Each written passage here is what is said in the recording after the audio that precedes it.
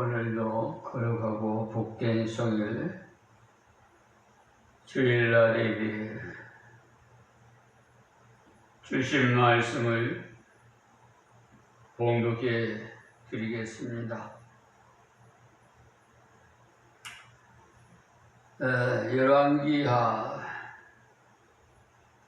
열왕기하 25장 8절서부터 12절 말씀이 되겠습니다. 바벨론 왕 느부갓네살의 19년 5월 7일에 바벨론 왕의 신하 시대 장관 느부사라단이 예루살렘에 이르려 여호와의 전과 왕궁을 사르고 예루살렘의 모든 집을 귀인의 집까지 불살랐으며 시대 장관을 쫓는 갈대아 온 군대가 예루살렘 사면 성벽을 헐었으며 성중에 남아있는 백성과 바벨론 왕에게 항복한 자와 무리에 남은 자는 시대 장관 느부사라단이 다 사로잡아가고 빈천한 국민을 그 땅에 남겨두어 포도원을 다스리는 자와 농부가 되게 하였더라. 아멘. 찬양 드렸습니다.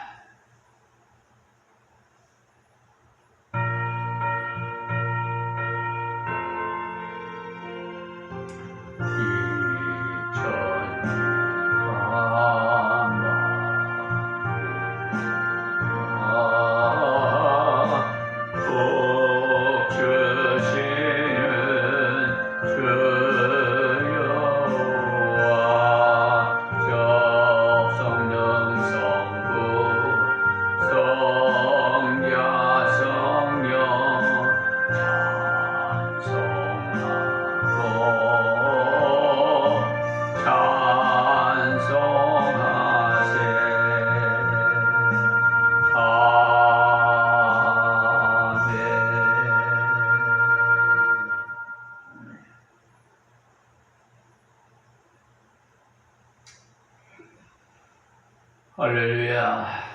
오늘은 하나님께서 주신 말씀을 통해서 하나님의 징벌이라는 제목으로 말씀을 드리겠습니다. 오늘 본문 말씀에 보면은 예루살렘이 바벨론의 왕 느부갓네살의 그 신하 중에 시위대장 느부사라단에 의해서 완전히 초토화되고 또 백성들은 포로가 되는 이런 사건을 기록하고 있는데요.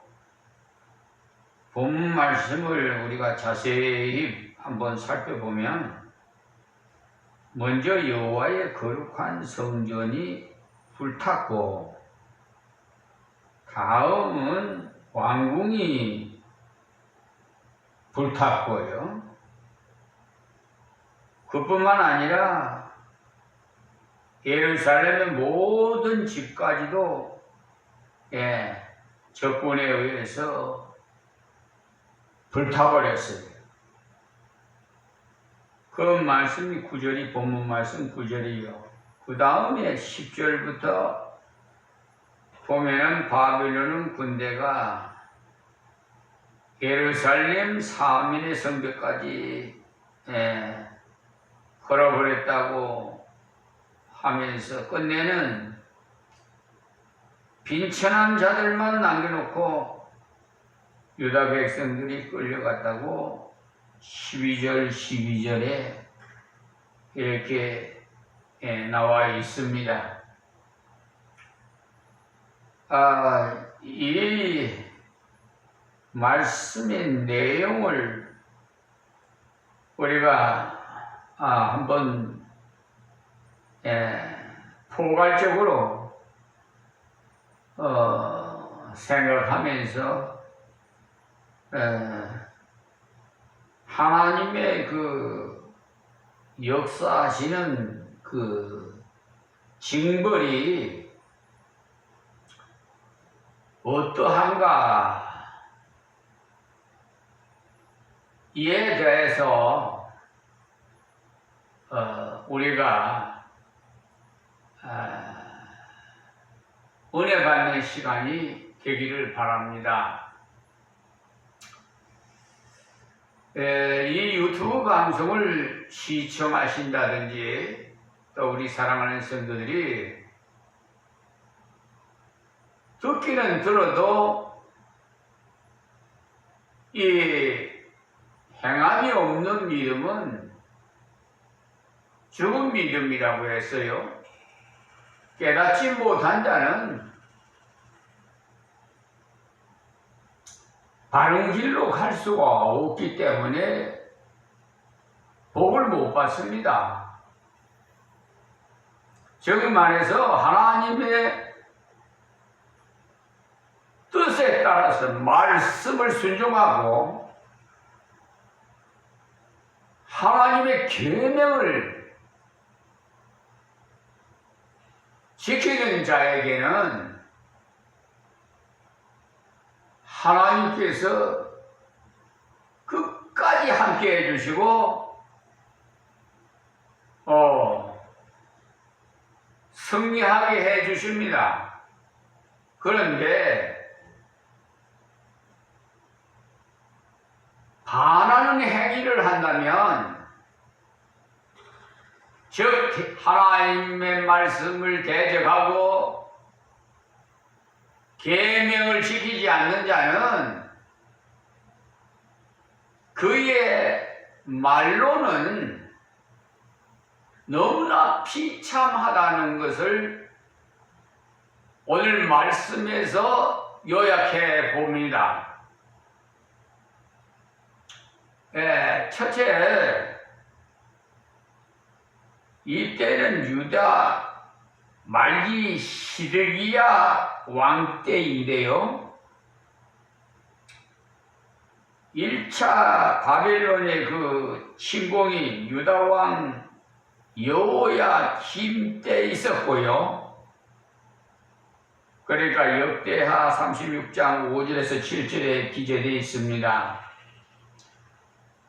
2차 그 침공은 여호야긴이라는 왕이 있을 때 침공해 온 것이 역대하 36장 10절에 있습니다.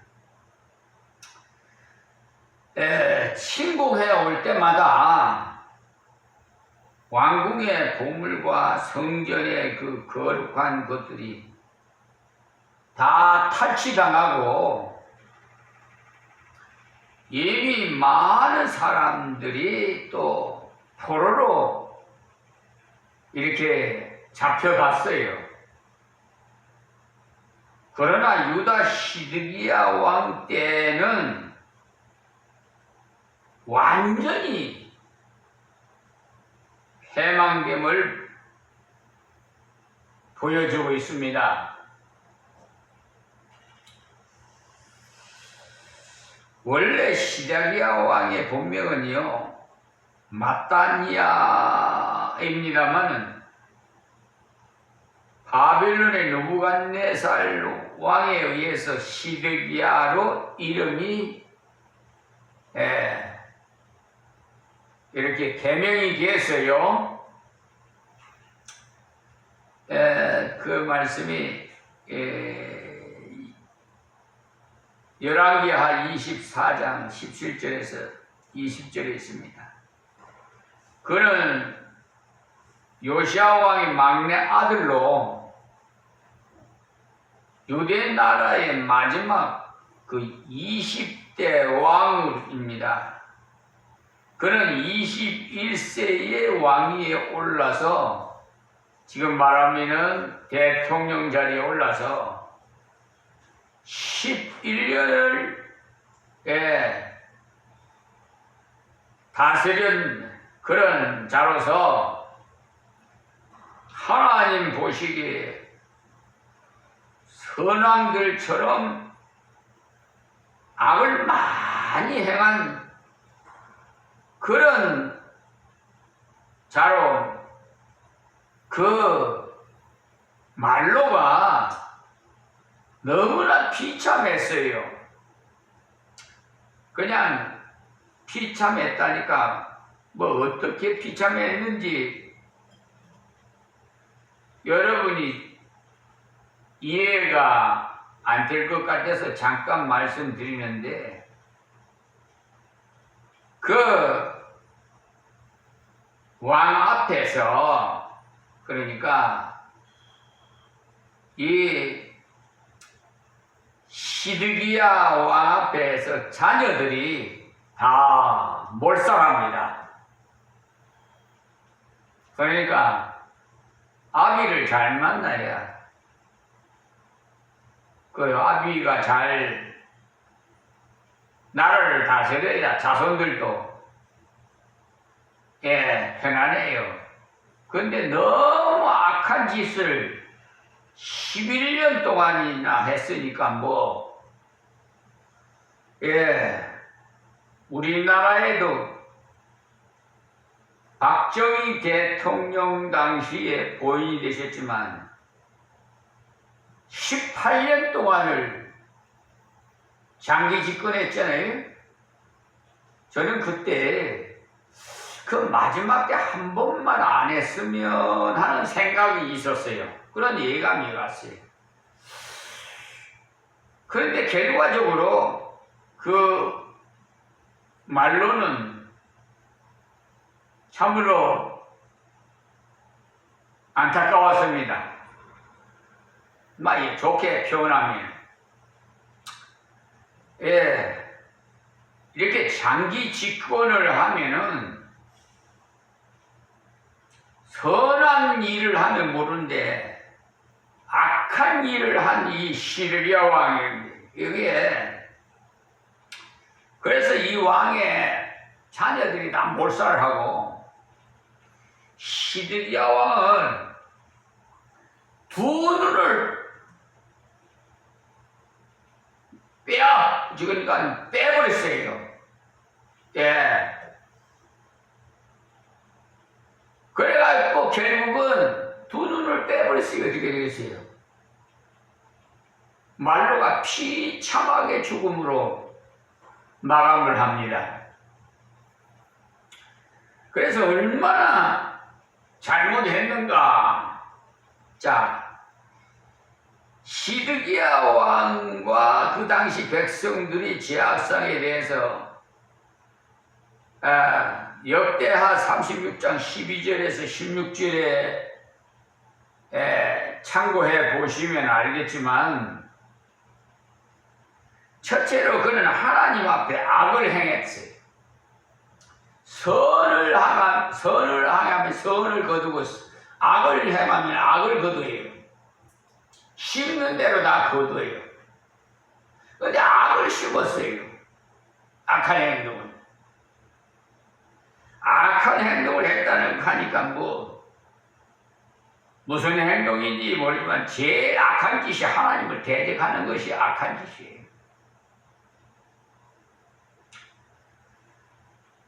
그리고 둘째로는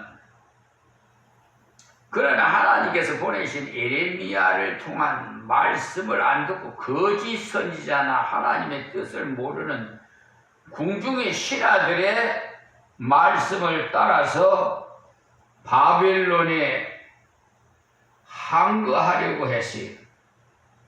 그 말씀이 역대하 26장 12절에 참고해 보시면 되겠습니다. 지금 말하면 선지자의 목사를 말합니다.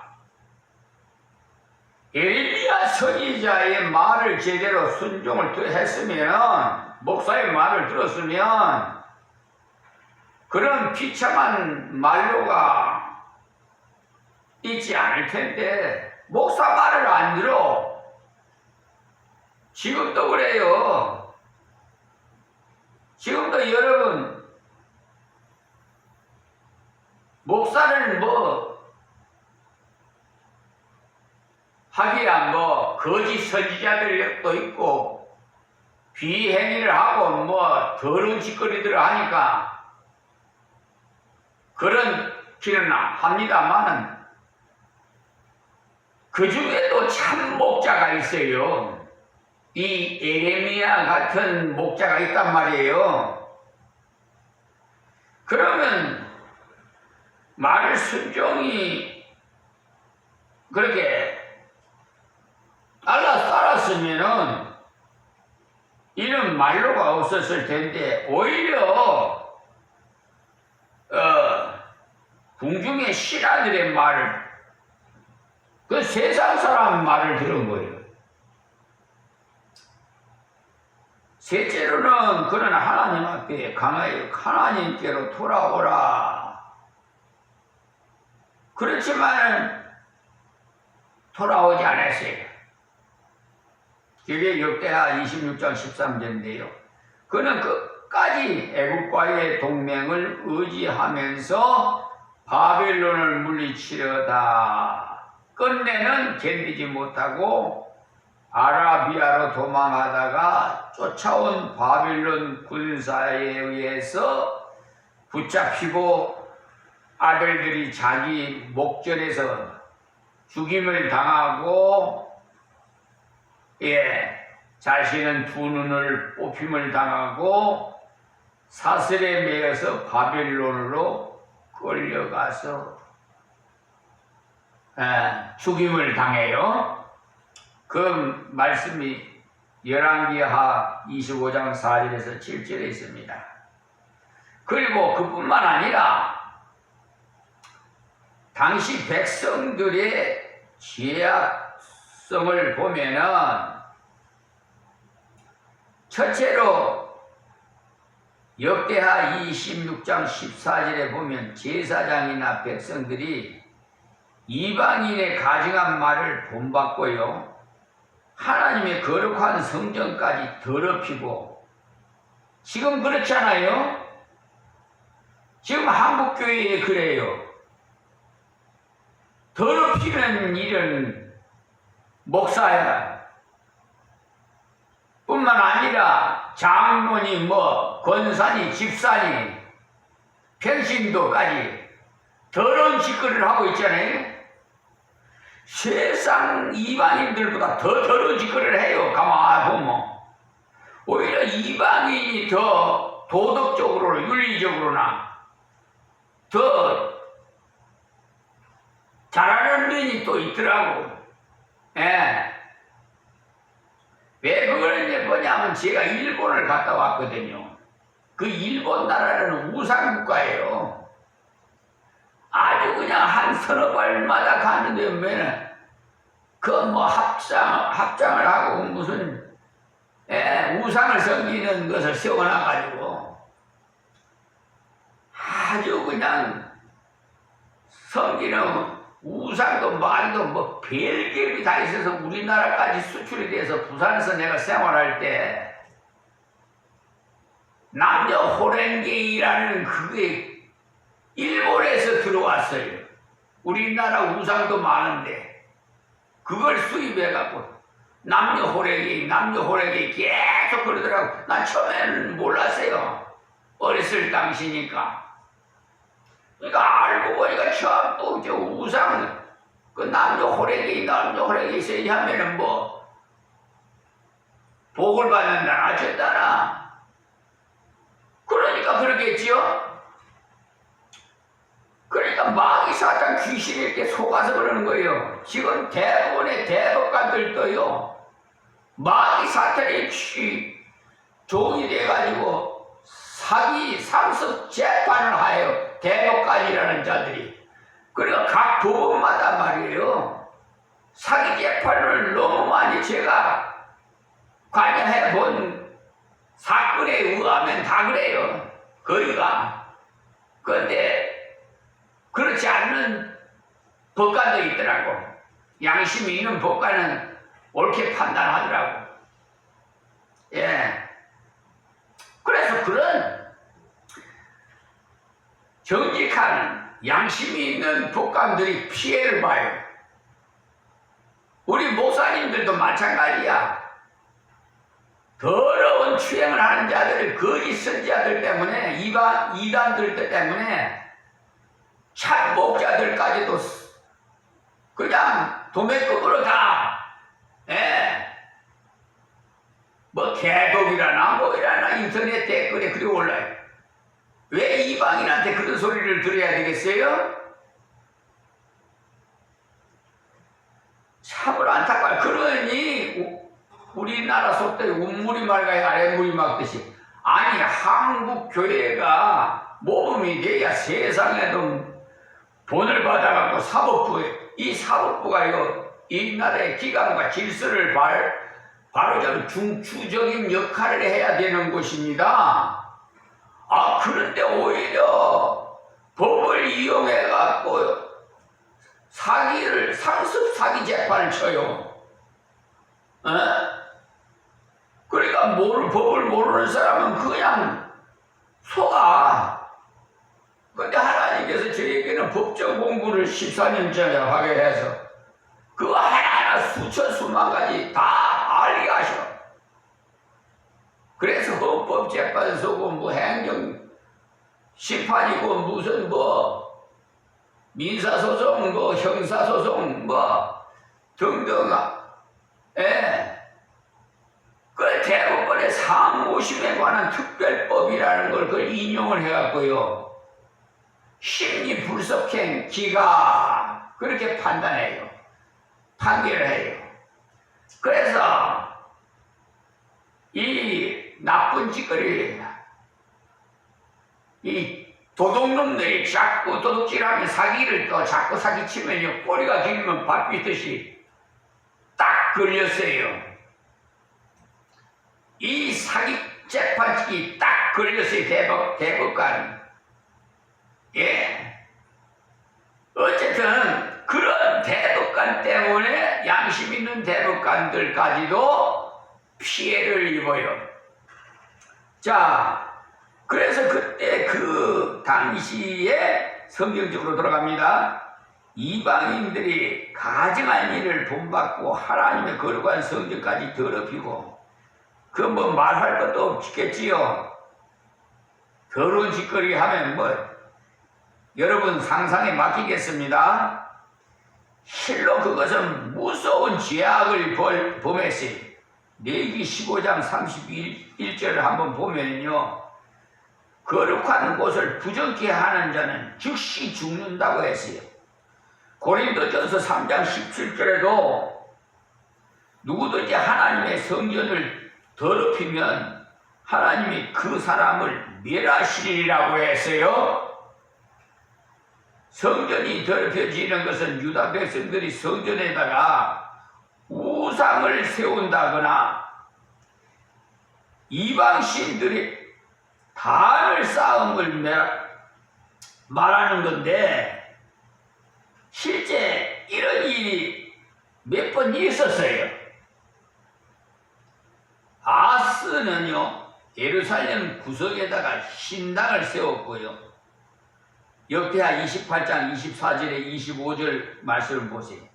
므낫세 왕은요, 여호와의 전에 마당에다가 우상의 단들을 쌓았어요. 그게 역대하 33장 4절에서 5절의 말씀입니다. 복음서를 통한 예수님의 교훈 가운데 마가복음 13장 14절이나 마태복음 24장 15절에 보면 거룩한 곳에 멸망과 가증한 것이 선 것을 보면 그것은 마지막 때의 조짐이라고 강조되어 있습니다. 이것은 주 70년경에 로마에 의해서 예루살렘이 멸망당할 때도 실제로 이루어진 일입니다. 고린도전서 3장 16절에 보면은 성도에 있는 우리들의 몸이 오늘날 거룩한 성령의 전이라고 했는데, 여러분, 우리들의 중심 속에다가 우상이 되는 세상에 제일 된 것을 세우지는 않았습니까? 돈이 우상이 되지 않았습니까? 세속에 물들지 않았습니까? 더러운 짓거리 안 했습니까?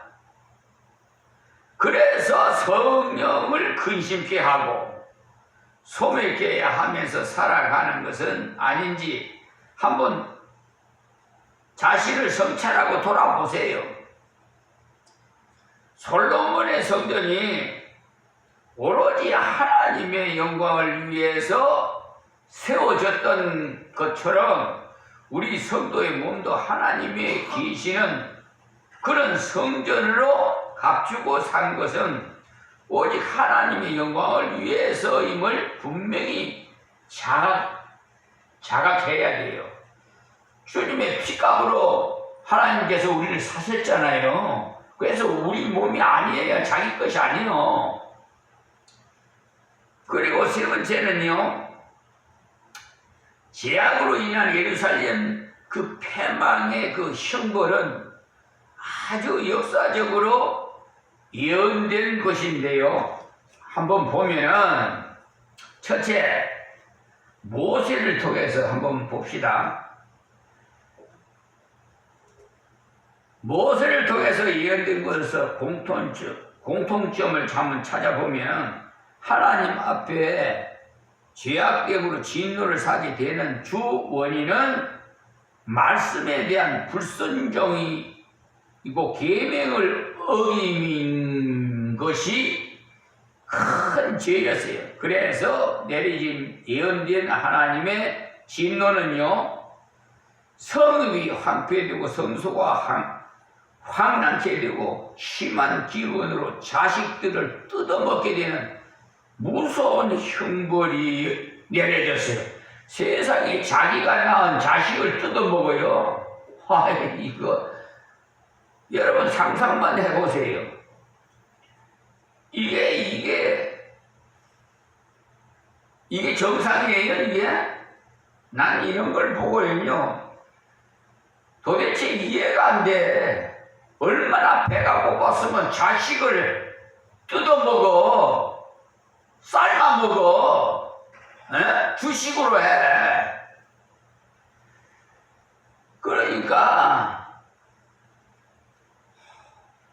예레미야 애가 4장 10절에도 유다 말기에 자기 손으로 직접 자녀를 삶아서 식물로 삼았다고 기록되어 있어요, 성경에.